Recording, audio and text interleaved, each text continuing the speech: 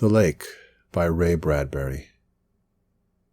The wave shut me off from the world, from the birds in the sky, the children on the beach, my mother on the shore. There was a moment of green silence. Then the wave gave me back the sky, the sand, the children yelling. I came out of the lake, and the world was waiting for me, having hardly moved since I went away.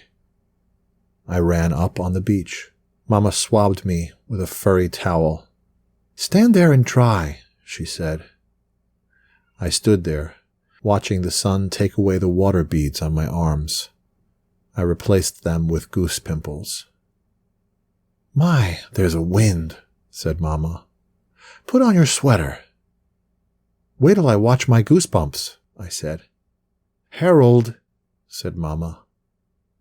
I put on the sweater and watched the waves come up and fall down on the beach, but not clumsily, on purpose, with a green sort of elegance as those waves. Even a drunken man could not collapse with such elegance as those waves. It was September, in the last days when things are getting sad for no reason. The beach was so long and lonely with only about 6 people on it. The kids quit bouncing the ball because somehow the wind made them sad too, whistling the way it did, and the kids sat down and felt autumn come along the endless shore. All of the hot dog stands were boarded up with strips of golden planking, sealing in all the mustard, onion, meat odors of the long, joyful summer. It was like nailing summer into a series of coffins. One by one, the places slammed their covers down, padlocked their doors, and the wind came and touched the sand, blowing away all the million footprints of July and August. It got so that now in September there was nothing but the mark of my rubber tennis shoes and Donald and Delouse Arnold's feet down by the water curve. Sand blew up in curtains on the sidewalks, and the merry-go-round was hidden with canvas, all the horses frozen in mid-air on their brass poles, showing teeth galloping on, with only the wind for music slipping through canvas. I stood there. Everyone else was in school. I was not. Tomorrow I would be on my way west across the United States on a train. Mom and I had come to the beach for one last brief moment. There was something about the loneliness that made me want to get away by myself. "Mama, I want to run up the beach a ways," I said. "All right, but hurry back and don't go near the water." I ran. Sand spun under me, and the wind lifted me. You know how it is, running, arms out, so you feel veils from your fingers caused by wind, like wings. Mama withdrew into the distance, sitting. Soon she was only a brown speck, and I was all alone. Being alone is a newness to a 12-year-old child. He is so used to people about. The only way he can be alone is in his mind. There are so many people around, telling children what and how to do, and a boy has to run off down the beach, even if it's only in his head, to get by himself in his own world.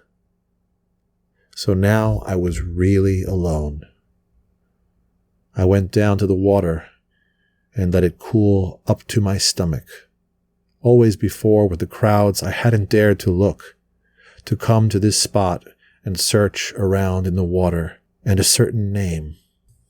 But now, water is like a magician, sawing you in half. It feels as if you were cut in two, part of you, the lower part, sugar, melting, dissolving away. Cool water, and once in a while a very elegantly stumbling wave that fell with a flourish of lace. I called her name. A dozen times I called it. "Tally! Tally! Oh, Tally!" You really expect answers to your calling when you are young. You feel that whatever you may think can be real, and sometimes maybe that is not so wrong. I thought of Tally, swimming out into the water last May with her pigtails trailing blonde. She went laughing, and the sun was on her small 12-year-old shoulders. I thought of the water settling quiet, of the lifeguard leaping into it, of Tally's mother screaming, and how Tally never came out. The lifeguard tried to persuade her to come out, but she did not. He came back with only bits of water weed in his big knuckled fingers, and Tally was gone. She would not sit across from me at school any longer or chase indoor balls on the brick streets on summer nights. She had gone too far out, and the lake would not let her return. And now, in the lonely autumn, when the sky was huge and the water was huge and the beach was so very long, I had come down for the last time alone. I called her name again and again. "Tally! Oh, Tally!" The wind blew so very softly over my ears, the way wind blows over the mouths of seashells to set them whispering.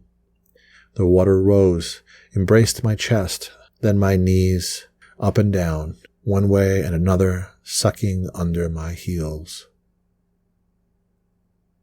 "Tally! Come back, Tally!" I was only 12, but I know how much I loved her. It was that love that comes before all significance of body and morals.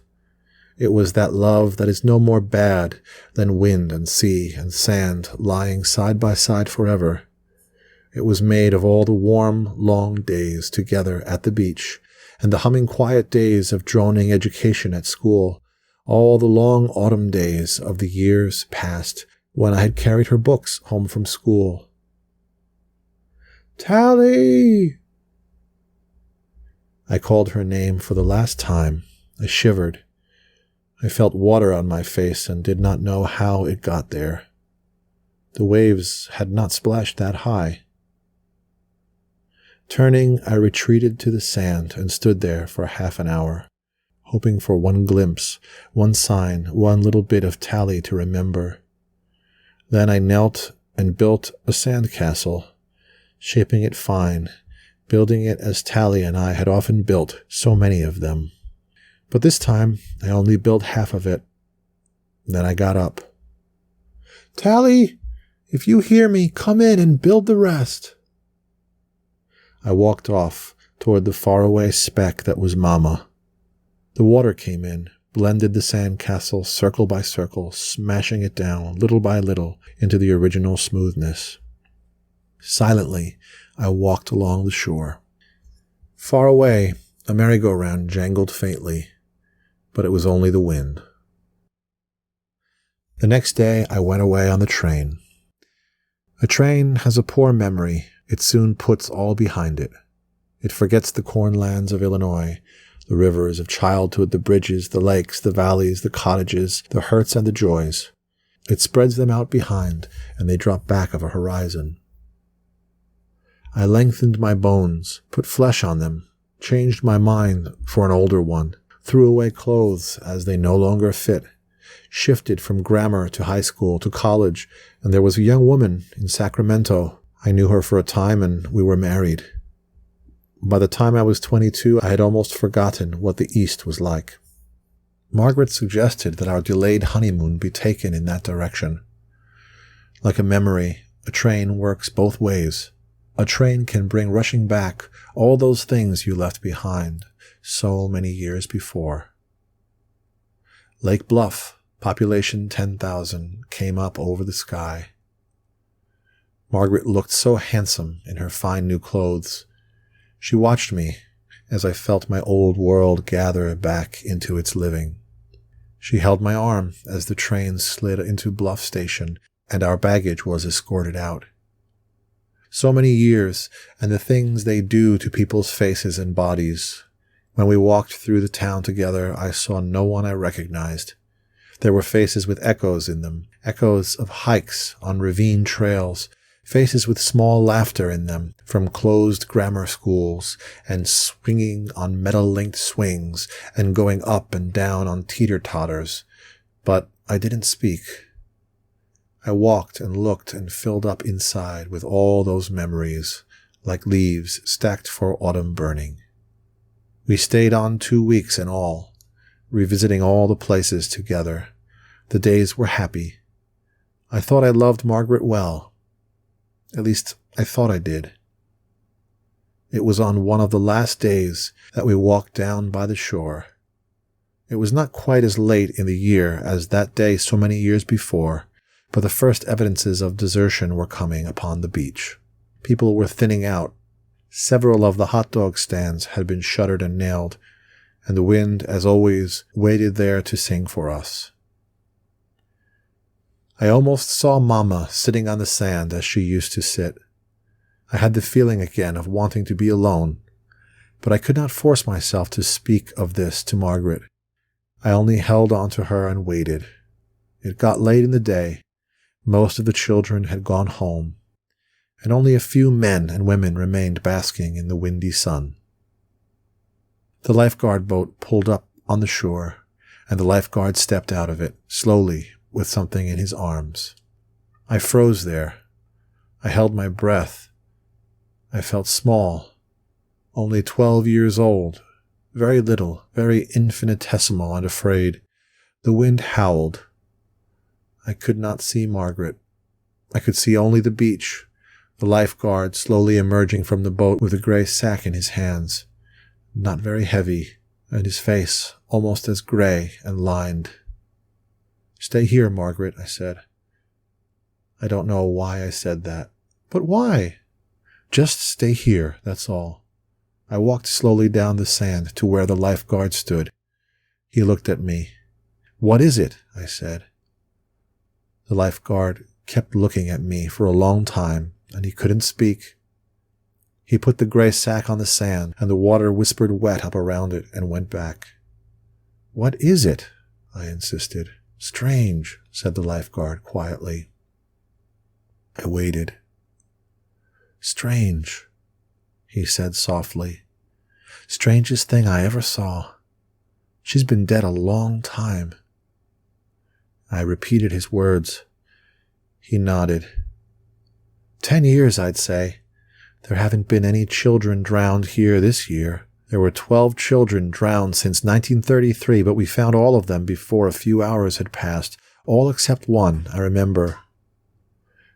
This body here, why, it must be 10 years in the water. It's not pleasant. I stared at the gray sack in his arms. "Open it," I said. I don't know why I said it. The wind was louder. He fumbled with the sack. "Hurry, man, open it," I cried. I better not do that," he said. Then perhaps he saw the way my face must have looked. She was such a little girl. He opened it only part way. That was enough. The beach was deserted. There was only the sky and the wind and the water and the autumn coming on lonely. I looked down at her there. I said something over and over, a name. The lifeguard looked at me. "Where did you find her?" I asked. "Down the beach, that way, in the shallow water. It's a long, long time for her, isn't it?" "Yes, it is. Oh God, yes, it is." I thought, people grow. I have grown. But she has not changed. She is still small. She's still young. Death has not permitted growth or change. She still has golden hair. She will be forever young, and I will love her forever. Oh God, I will love her forever. The lifeguard tied up the sack again. Down the beach, a few moments later, I walked by myself. I stopped and looked down at something. This is where the lifeguard had found her, I said to myself. There at the water's edge lay a sand castle, only half built, just like Tally and I used to build them. She half and I half. I looked at it. I knelt beside the sand castle and saw the small prints of feet coming in from the lake and going back out to the lake again, not returning. Then I knew.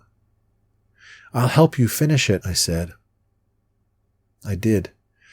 I built the rest of it up very slowly. Then I arose and turned away and walked off, so as not to watch it crumble in the waves, as all things crumble.